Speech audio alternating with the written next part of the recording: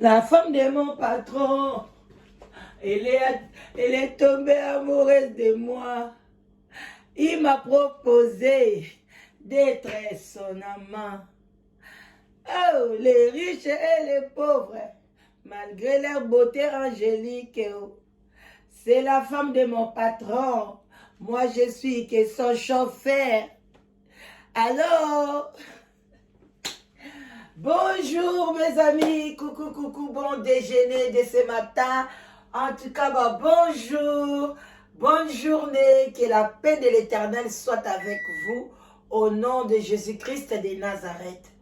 En tout cas, bandeko nangai, voilà, naye na tongo ya lelo, na bon déjeuner, pour na kopesa ba conseil, pour na bandeko na biso, suite ya liwa, ya ndeko na biso mwasi, na kombo ya Yvonne. Lelo c'est son enterrement, que son âme repose en paix. Nyonso oya salaki na mokili eleki, mais balobi ke misala na biso, bolamu na mabe na biso, elandaka biso na sima ya liwa. Nde sikoyo tokoyeba misala na ye, oyo asalaki malamu ekoganga, oyo pa asalaki mabe ekoganga. Yango wana biso tokozwa ya bolamu, tokotika ya mabe. Bandeko na ngai tosi kosala ba analyse ebele bandeko na nga tosi kosala ba analyse concernant liwa ya ndeko na biso mwasi na kombo ya Yvonne. Toyoki ba audio ya mobali na ye, toyoki ye moko pe ndenge avant akufa, toyoki pe ba camarades na ye ndenge nini babandaki kolela, ndenge nini ezalelaki. Vraiment bandeko na nga ezali eloko moko, sujet moko à débattre chaque jour. Même moi oyo mobimba tokolobela kaka makambo etali Yvonne, ba audio vi na ye ezalaki ndenge nini, pona vraiment tolamusa conscience ya ba maman. Bandeko na ngai, makambo ya kobima na ba chauffeur, makambo ya kobima na ba bonne, makambo ya kobima na bana quartier, biloko ebanda banda kala. Parce que tant que tu bana mike, boyokaki déjà nzembo na yembeli bino la femme de mon patron. Soki obeti ya na YouTube, okoyoka nzembo wana, la femme de mon patron, elle est tombée amoureuse de moi. Elle m'a proposé d'être son amant. Vraiment, je ne sais pas quoi faire parce que alobi na masoki na boye akoyebisa mobali na ye kenga nazo linga ye, soki pe na lingi ye mukolo mobali na koyeba ekozala bulu yeke soit ekostokosuka na bakambo Yvonne akomaki nango.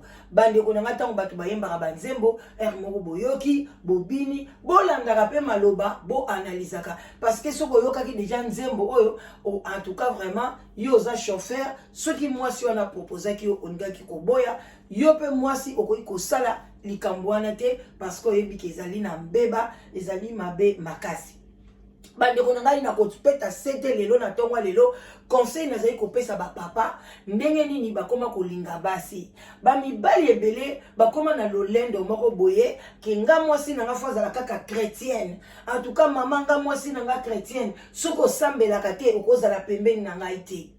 Yaya, mutu moko te ayebaka état d'âme ya bato. Merci papa na so na Belgique alobaki nani azali na scanner oyo eskanaka batanda ba état d'âme ya bato.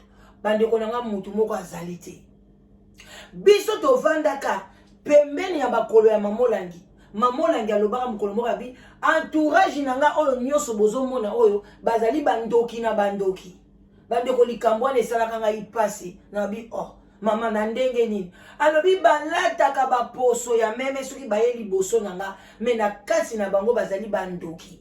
Bandeko na nga likambo wana esalaka nga pasi na lobi oh bozomona makambo ya boye.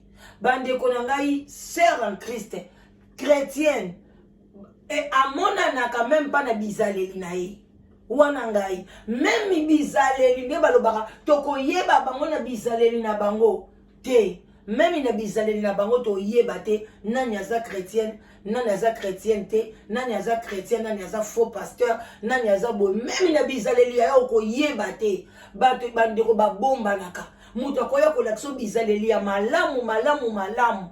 Bato nyonso bazalaki pembeni ya Yvonne.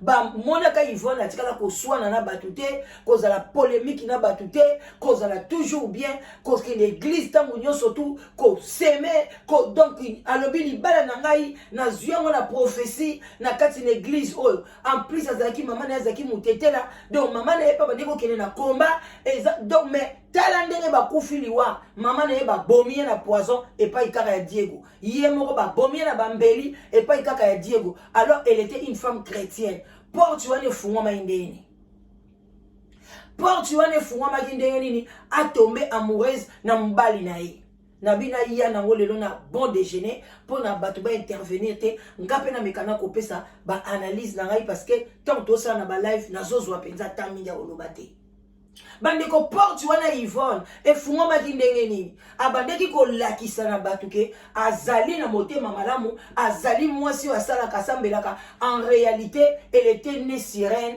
elle était née sorcière azalaki na ba face na ye bandeko pona ko sala makambo Yvonne asali ba né des années bandeko il faut zala botama sorcière au botama sirène au zana makambo ya mabe au luka kande délivrance au luka mais au koka kotika makambo wana te po yebi ezala ba bénéfice na yo ezaki soki leo na tiki qui sort qui sirène oyo na tiki makambo oyo na tiki boy bakambo susu na ko s'en sortir te bandeko na ngai parce que Yvonne pas bali na retard donc azala ki pe na combat ya kobala parce que quand tu as ozana babilo kwa mabe wana ba sorcellerie ba nini moko pe e bouleverser ka ba makambo ebele munde ko ngai bon monaka aba parents te nga mobali fois la chrétien oya yebi bible ko yeba bible elobi to koza mwana nzambe bible ezali livre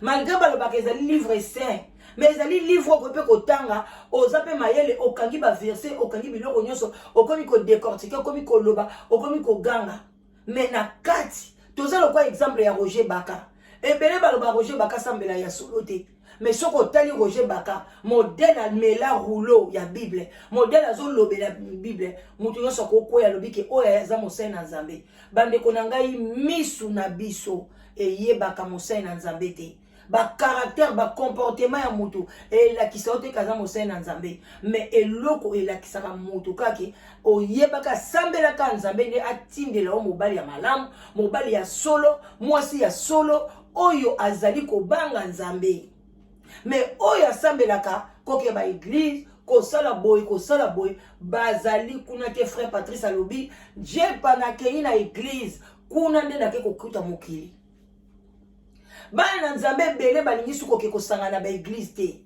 balingi lisu te ba yebi ke kuna nde mokili etonji kuna makambo bino mo bomoni na Yvonne les 30 oyo kaka donc pas même un mois na nekokite banda bango basako sala convention oyo ya 30 ans de ministère oyo ye Yvonne le mwana na ye azana 11 ans. Donc Yvonne a bandé ministère wana kala ko ça même 15 ans d'expérience. Est-ce que moi si ande wana au koli na ministère abandé ministère tant zaki na ba 28 ans, emsu ba 27 ans, emsu pe na bo mwana maman ne mutabande o mimayi. Mais ndenge nini Yvonne muto ya koli na liloba ndenge wana aya ko suka na makambi ya boyi bande ko na ngai. Cela veut dire que Nzambe na biso a livre ka biso bien. Yvonne a commis Job to ko benga yeni. Job akufaki na masumu wana akufaki na pasité. Ata soki Nzambe akotio alekisa ona banzela ya mabe mais okokufa na yango te. Nzambe akomatisa yakoloba akozala litato li abatu que il y avait un moment na kweyaki nazalaki boye lelo na komi boye mais soki okufi na likambo wana yebaki ezali Nzambe te. Otambola ki mabe bino batu bolingaka mwasi na nga asambelaka mwasi na ngai boye nga fona zwa mutu ya ba prière bandeko elakisaka te eza na microscope moko te Nzambe asala biso alimita biso po asoka fungolaka biso miso okolinga mokili oyo te tango kolamuka ka boye otalika boye na miboma nanga nayaka kosala na mokili eza boye batu bazalaka boye batango biso tozolala batu bazopumbwe batu bazokende boye okokamwa mobali olalaka ni azopumbwe okokamwa bana obota bazopumbwe mais lokola Nzambe azali na bolingo asukisa biso na limitation alors bandeko boyanga na lokuta na bino wana te Nzambe azolakisa biso bato ba conduit biso 30 ans de ministère tala likambo yeko bima na kati na église wana eza likambo na somo liwa ya Yvette il faut ete ya biso elakisi biso misala bato bazokesa na église eza kaka l'église a combattre église ya mokili mobimba alobi 30 ans wana bozo fêter eza na misu na ngeza eloko te 0 nil essence effet tala moto alateke lamba ya 30 ans tala makambo asalaka après na église abimi alongoli ka tanga kokota kaka na kati ya mutuka na ye wana. Est-ce que maman Yvonne ba o ba yebaki abandeki kovanda na sima ya mutuka ou bien comment kovanda na liboso na chauffeur? Eza na question yo ma patronne o komi kovanda na liboso na chauffeur na makambo ni. Est-ce que abandeki kovanda na liboso o ba yebaki ou bien abandeki kovanda na sima?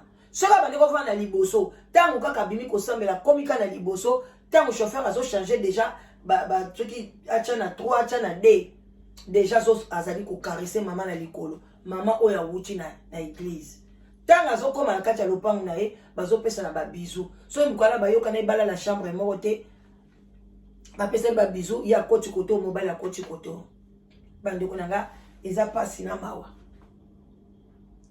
na bani yanga ko chité mais liwa ya Yvonne ete ya biso biso batotambola na kombo la Nzambe to komisa Nzambe lokola camarade ngai ka mwasi faza la chrétienne mwasi nanga fwa yeba Nzambe mwasi nanga fwa za la boy mobali nanga bandeko lokuta kumisa ka Nzambe so Nzamba pesa mobali malamu soki opozo luka mobali lo senga Nzambe ke okuta na mobali bien et puis senga na Nzambe soko za na grâce aolakisa yo pe même na bandoto olokolo tandoto moko ya mabe makasi ovandi na mutu wana oloti bosoto oloti salite yaya oloti fulu oloti mobali na mbetu atikeli yo bosoto faut sala attention ko benda ba leçon bande ko nangai to ando ke na biso na suka lelo enterrement ya Yvonne mais bon moni ndenge Nzambe bato musuna mokili oyo basalaka mabe me bakufaka na silence me bato mususu osali mabe okokufa na souffrance ebandi na se ya mabele awa et puis eke na oti na likolo liwa ya Yvonne ete ya bamama ete ya biso bandeko na ngai même si obala na yo te me kolinga te oza na bakope belebele ekomemela yo vi mabe. L'argent ne fait pas les moines. Mbongo e bon et ça la kai bomo ya mutu te. Mbongo e bomo na ka e bomi saka soko ni kozwa yango na nzela ya mabe. Soko boyi ko telema. Ndenge biso to telema na batongo boyi. Tozo sela bino mo bon déjeuner ya mbangu pona toke na misala. Soki yo lingi ko sala te. Yaya, olingi kozwa bene na nzela ya mibali. Ou bien yo mobali olingi kozwa na nzela ya mwasi.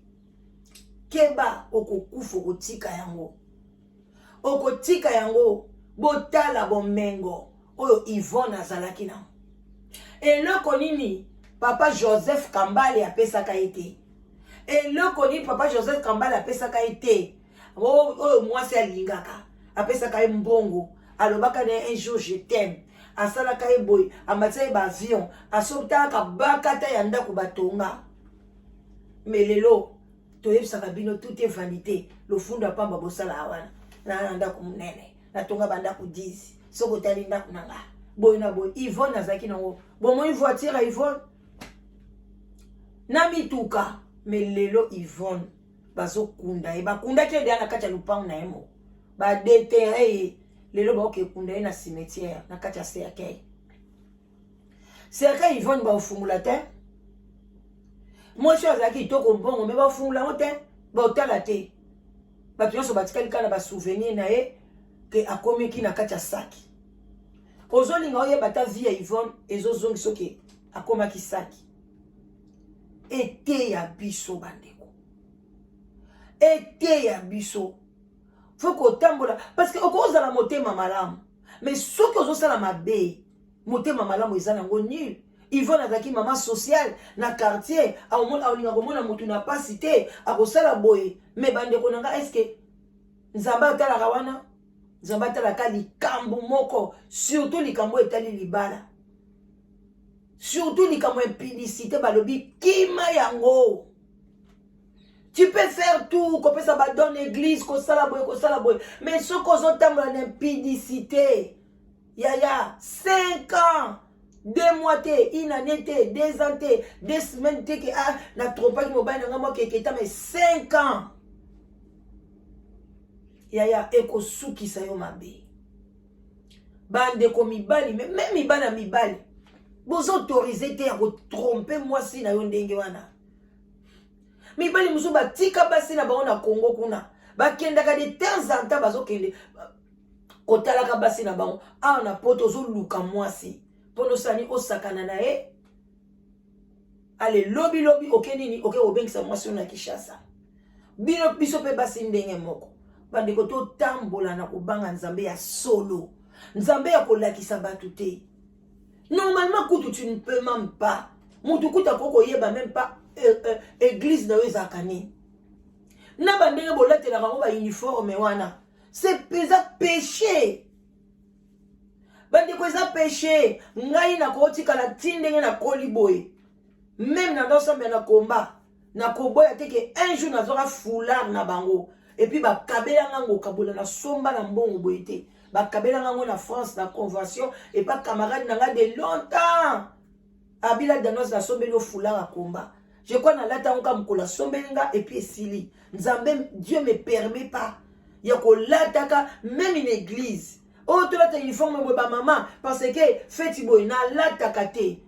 Mutu mota ya tombo ya msapike. La dana za somba uniforme en église na biso. Na tika ko somba mote. Parce que ezama la moute. Tu ne peux pas montrer aux gens foi na yo. Pourquoi? Zaba lobi pe o baganga baza ba pharisien alobi kota na chambre sambela alors lelo tokomi kolate lango ba vert blanc tokomi kolate lango ba rouge ba bleu nini ba tokomi kolate lango boye biso ba église boye bilenga ya mwinda ba boye na boye biloko na nyoso tout c'est diabolique. Tu ne peux pas bande ko ngai muta yebisa ngango c'était musulman alobi na lataka elamba Jésus Christ ndazana ngo ekututi lelo bakoma Jésus est sauveur boy alobi na maman kolata kelamba te abi zama la muté ozana respecter. Tu ne peux pas montrer alobi botanga Bible na binote Bible na bino eza Bible biso to complétera ngona Coran na Bible na bino parce que c'est eza ba parole de Dieu. To yebi Jésus Christ de Nazareth aza mutu munene siko bakomi Jésus ti côté oyo bakomi Jésus tango yozo vanda la e abe zamala muté. Il avait raison. A bon attendeur sali tozo kende bande konanga erekoki na tikibino boza na malamu likambia Yvonne ete ya biso ete ya yo ete yanga. A bon attendeur sali, des gros bisous. Bonne journée, bye bye, bon déjeuner, boti kalamalam, bye bisous.